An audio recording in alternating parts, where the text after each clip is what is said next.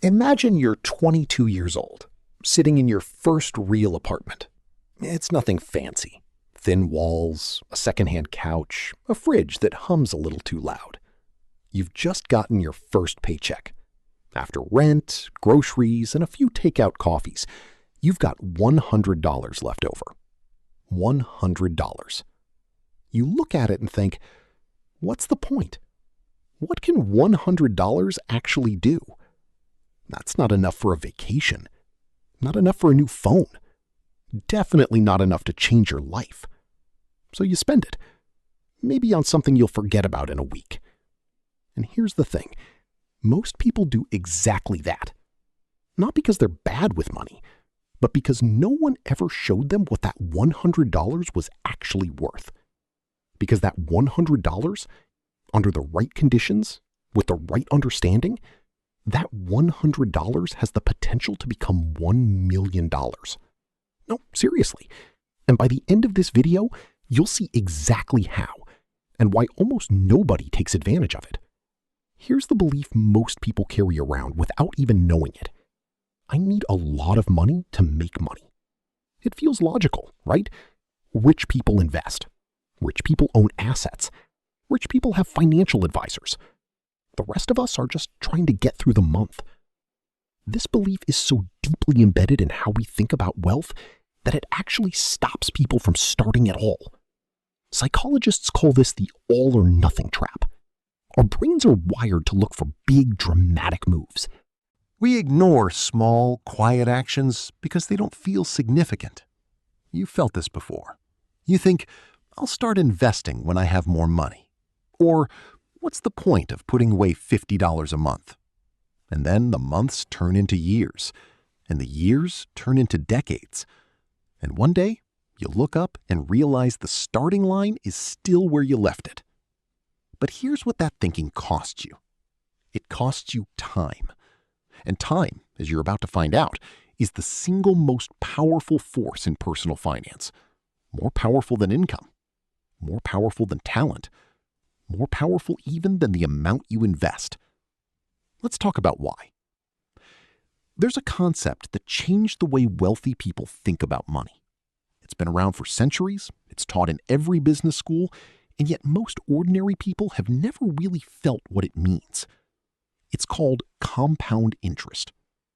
You've probably heard the phrase, but hearing it and truly understanding it are two very different things. So let's make it real. Imagine you plant a single apple seed. In the first year, it grows into a small tree. Not very impressive. But then something interesting happens. That tree doesn't just grow taller.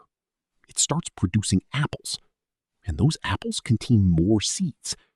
And those seeds grow into more trees. And those trees produce more apples. And on and on. Compound interest works the same way. You don't just earn returns on your original money. You earn returns on your returns. The money makes money, and then that money makes money. Now, let's run the numbers, and I promise to keep this simple. Say you take that $100 and invest it in a basic index fund. That's just a collection of the biggest companies in the world, like Apple, Amazon, and Google, all bundled together. Historically, these kinds of funds have returned around 10% per year on average. In year one, your $100 becomes $110. That's just $10. Not exciting. In year two, you don't earn 10% on $100. You earn 10% on $110. So now you have $121. In year 10, you have around $259. Still not a million. But here's where it starts to get strange. Keep watching. In year 20, $672.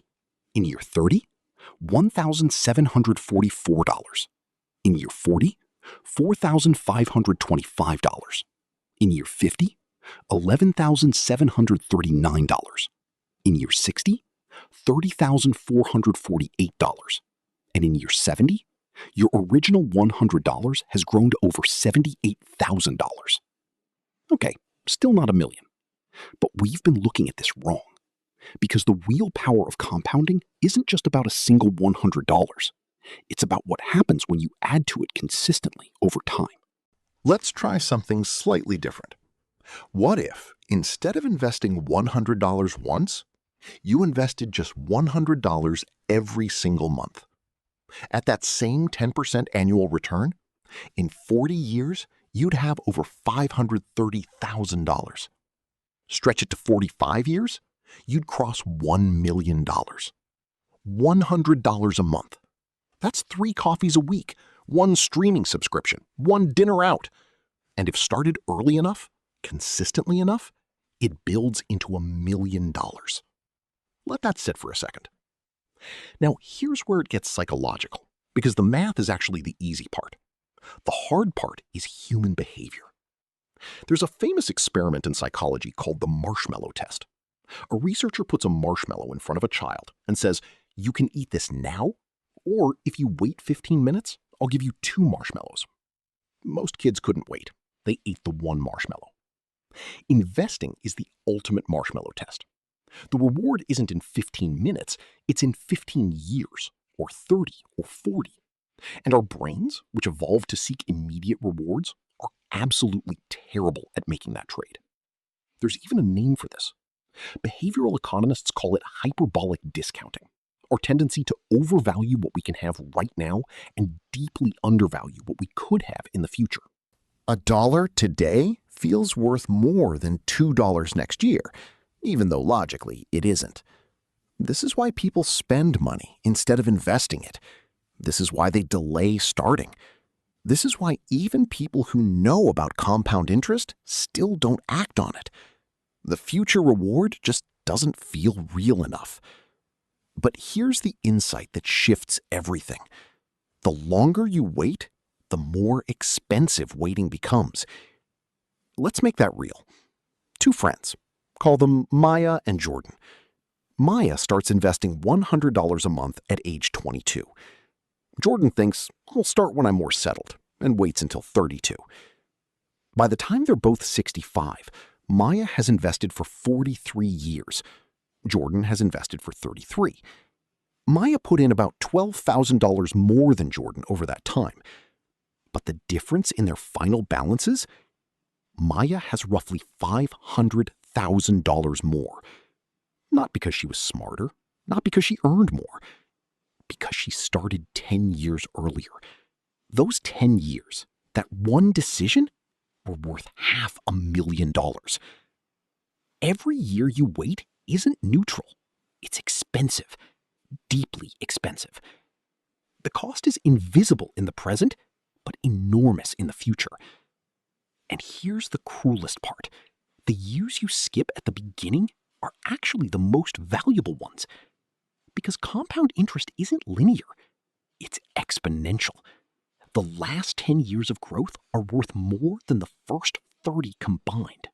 So every year you delay, you're cutting off the most powerful part of the curve. So what do you actually do with this?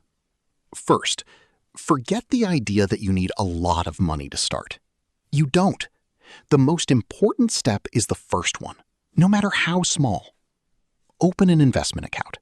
Put in $50. Put in $100. Put in whatever you can. The amount matters far less than the act of starting. Second, automate it. Set up an automatic transfer so a small amount moves from your account to your investment every month without you having to think about it. This removes the biggest enemy of long-term investing, which is your own brain convincing you to spend the money on something else. Third, invest in something simple. You don't need to pick stocks. You don't need to be an expert. A basic index fund that tracks the broad market has outperformed most professional investors over time. Simple, boring, and powerful. Fourth, leave it alone. This is the hardest part. The market goes up, the market goes down, the news will scream at you that everything is falling apart. And your instinct will be to do something, to sell, to move the money, to react. Resist that. The people who get rich from investing are the ones who do almost nothing after they start. And fifth, understand the real game you're playing. You're not trying to get rich fast. You're trying to let time do the heavy lifting. The goal isn't to find the perfect investment or the right moment to start. The goal is to make compound interest your most loyal, hardest working employee, one that works for you 24 hours a day, every single day, while you sleep. Let's go back to that apartment. You're 22, you have $100. You could spend it. Most people do. Or you could make a decision that your future self will barely remember making, but will be deeply, profoundly grateful for. Because wealth isn't built in dramatic moments. It isn't built by lucky stock picks or sudden windfalls. It's built in quiet, ordinary moments when you choose to plant a seed instead of eating it. The most powerful financial truth isn't complex. It's almost embarrassingly simple. Start early, stay consistent, leave it alone. That's it. That's the whole game.